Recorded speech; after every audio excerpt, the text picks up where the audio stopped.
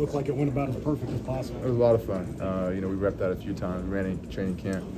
And like I said, it's always looked good from the first time we put it in. And he called it in the game. I wasn't ready for it, but once he called it, I was like, okay, here we go. And, once I caught it, I knew it was going to be a touchdown because I saw Jameer out the corner of my eye. And that play, I feel like if I catch it and I get a chance to pitch it to Jameer, 9 times out of 10 it's going in. It's a good day to be a Detroit sport fan. Lions win, Tigers secure playoff spot for now, and the San Francisco 49ers blow a lead and lose to the Rams, starting out the season 1-2. I've been praying on the downfall of the 49ers, and it feels so good to watch them drop back-to-back games. And if you're a Niners fan mad about me saying that, it is true. You guys are the best, and us Lions fans wish we were you guys going to the Super Bowl last year. But I'm sick of the 49ers going to the big game and losing. Overall, though, San Francisco is missing a ton of key players, but they did blow that lead. The only thing that would have made today better is if the Packers lost. Don't even get me started on Will Levis and the Titans. This team is so frustrating to watch. I'm going to make a whole separate video on it. I lost the words. Fuck the Packers. Get into the Lions post game. They beat the Cardinals and start the season 2-1 after dropping a week 2 loss to the Buccaneers. They got back right. There's 2 things that are sure in life. Goff will make 1 throw every game that will have you contemplating your whole existence and any time you've ever supported that man. And number 2, the Lions will always lose week 2. Last year, Seattle. This year, Buccaneers. And the third thing is that I will always hate the Packers. It was really cool to see so many fans there at this game. You could hear chants at one point from watching it on TV for the Lions. Unbelievable. Lions fans are the best, besides the ones that harassed Dan Campbell. I would have traveled for this game with y'all Lions fans, swear. Just me, don't have the funds for that. But let's go, Lions fans. There is so much to get into in this game. First off, the offense. What an upgrade from last week. We went back to our roots. We went back to our original game plan. Let's run the ball. Let's use our offensive line. Ben Johnson used his brain. He didn't have Goff throw the ball 55 times. That was unbelievable. Last week, Goff was 34 of 55 for a 61% completion rate. Yeah, he threw for 300 yards, but he had no passing touchdowns and 2 interceptions.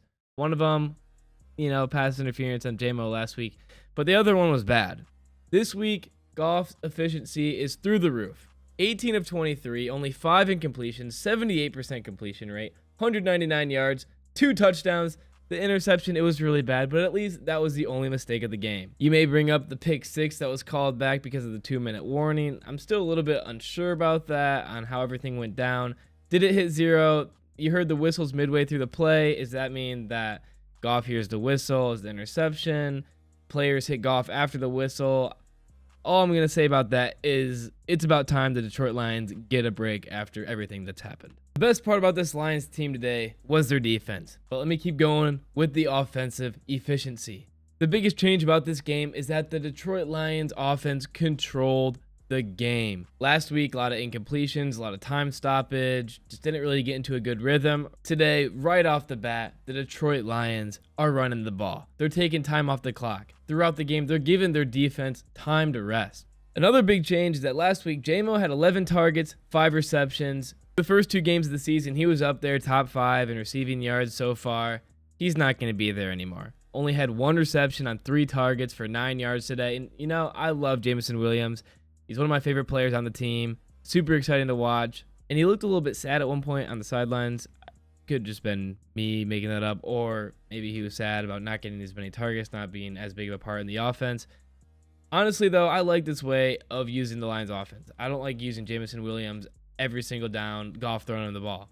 That's what we have Amon-ra St. Brown for, and Jameson Williams, to me, is more of that surprise factor. Sometimes he blows up, sometimes he doesn't have as big of games, but when he's every down, I feel like the Lions aren't as successful. That's why you have St. Brown. He's the go-to man. He's the wide receiver 1 because he can break tackles, great routes, super reliable, and it's hard to diversify the ball to Montgomery, Gibbs, Laporta, Brock Wright, Jameson Williams, St. Brown. There's so many factors. The other big part is that Goff found Laporta today, and he was dealing with some injuries and seems a little bit off about that. He doesn't seem as good as he did last year. Maybe he's not 100%, but still, finding the tight ends was a game changer in the Lions offense today. Underneath, picking up first downs, yards after the catch, huge. And just more about Goff's efficiency.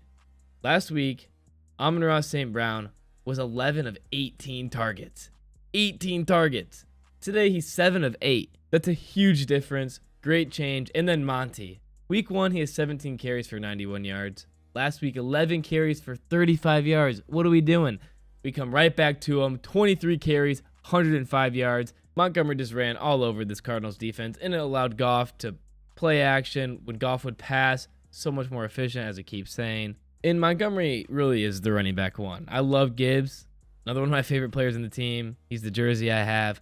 However, Gibbs is just not as strong as Montgomery. He can't power up the middle as well as Montgomery can yet. And honestly, David Montgomery really is the heart and soul of this offense. I believe he might be one of the most important parts. You know, people say running backs don't matter. Well, when you get someone like Derrick Henry, David Montgomery, and yes, I did just compare them.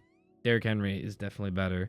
But when you get someone that doesn't go down after first contact, someone that can keep pushing, just run it up the middle for 7 yards consistently, it's unbelievable. The Lions offense is back though, 187 yards of rushing. That's what we like to see. Even though it was a close game, it felt like the Lions really controlled the pace of it, and I wasn't really too stressed watching this game. The last things I'll hit on for the Lions offense, the time we went for it on 4th down, didn't like that decision. I felt like Montgomery, I believe it was him rushing the ball, got the first down. I thought maybe Dan Campbell would challenge that, and even if he didn't, going fast there just really hasn't seemed to work. Just go in there quick huddle or no huddle, I'm not sure what they did, but it seemed like they got to the line really fast and just snapped it, and our offensive line just got blown through. You know, take your time, let your offensive line get ready. When Devonta Smith earlier got hurt for the Eagles, next play Saquon has like a 70+ yard rushing touchdown. I feel like you just take a second, take a breather, then go for it. There's faith in that offense that they can get that first down. Usually if it's just 1 yard, they're going to get it. Love the coaching though in this game. Only went for it that one time. We didn't need to go for it more than that. The Lions offense doesn't seem as scary as it does last year. The Saints' first 2 weeks, that's how I kind of felt like the Lions offense was at some parts. Obviously not Goff chucking the ball 70 yards. Carr is the Shaheed. But, you know, against the Broncos last year, it wasn't even close. And I feel like the Lions had a chance to do that today against the Cardinals defense, and they left a lot of points again still on the table. That's where our defense comes in though. They say defense wins championships. It's kind of cliche, but it's definitely true. The Lions defense has been unbelievable this season thus far, only allowing 20 points, and 16 points through the first 3 games. This is what good teams have, like the Chiefs. Their defense is unbelievable. Mahomes doesn't have the best game. Chiefs can still find a way to win because they're still in the game. Last week, Lions red zone conversion was horrendous, but throughout the whole, even at the end, they were still in that game. They could have still beat the Bucs at the last second because of their defense. Week 1, Kyron Williams, a super strong running back, 50 yards. All right, not super bad, but not super good either. Last week, Baker Mayfield is the Bucs' leading rusher with 34 yards. White had 18 yards and was outrushed by the RB2 Irving with 22.